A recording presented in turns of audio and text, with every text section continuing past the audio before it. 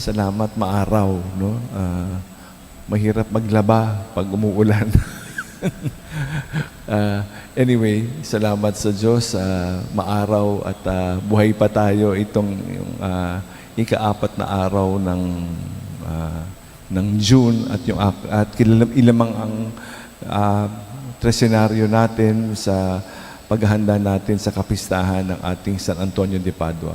Kinuwento ko linggo, ikukwento ko lang ulit ngayon a portion. We will talk of 2 things today.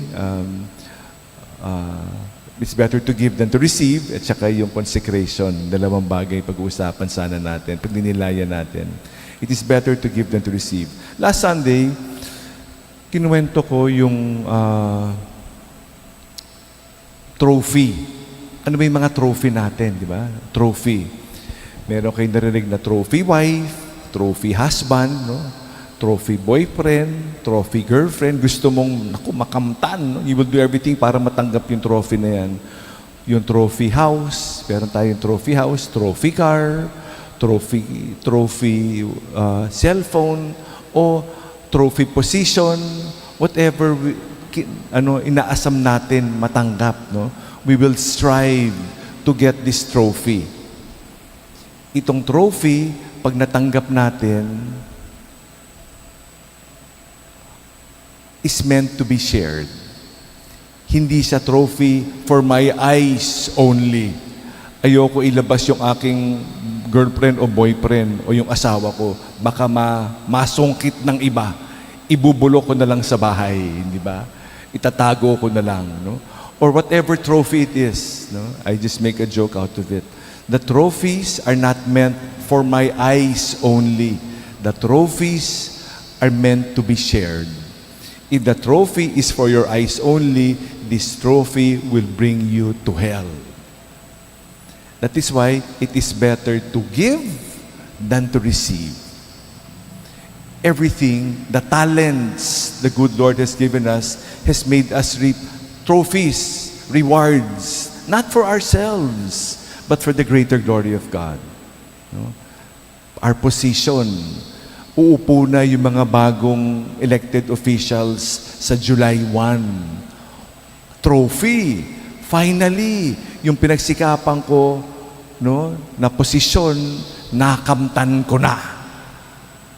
For the greater glory of God.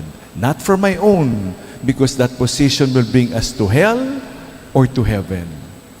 Meron tayong seminarista, 2nd year theology, si Rizal Cruz. Parishioner siya no? He is there. Katabi niya yung sakrista natin na si Mark Justin. No? Salamat sa paglilingkod, no? Sa pagsiserve.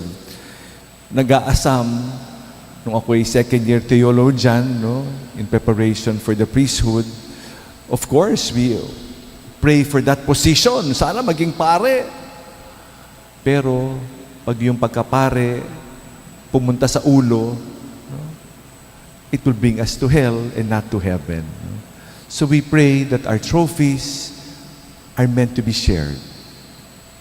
The first reflection on the first reading.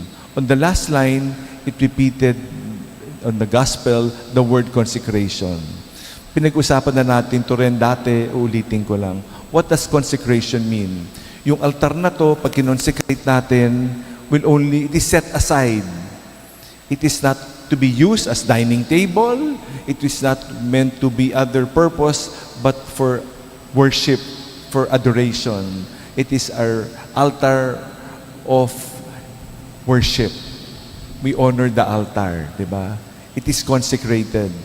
In the same way, our hands, no aming ordinasyon, kinonsecrate. It is set aside. So these hands are no longer used for anything but kunwari to bless. Kaya nga yung blessing, di ba? Dahil sa kamay ng pare, humahalik kayo sa kamay ng pare, di ba? Nagmamano.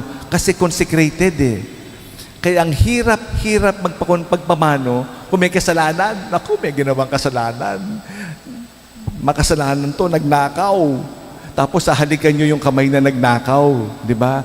Kaya ang hirap-hirap na kinonsecrate. So these hands were consecrated. if ever, God willing, the hands of Rizal will be consecrated. Pag una, di ba, sabihin, naku, amoy pare, ang bango-bango ng kamay. Pag matanda na, nako, amoy hindi na pare, no? Kasi marami ng kasalanan. Ano? But we pray, no, that these consecrated hands may kasamang grasya eh. Because these hands cannot be on our own, hindi kaya. Pero dahil sa biyaya ng Diyos, dahil sa Espiritu Santo, sana manatiling consecrated yung kamay na ito. Hindi lang yung kamay. All of us were consecrated when we were baptized, when we were confirmed. May our lives, consecrated lives, give praise and glory to God. Alleluia, alleluia.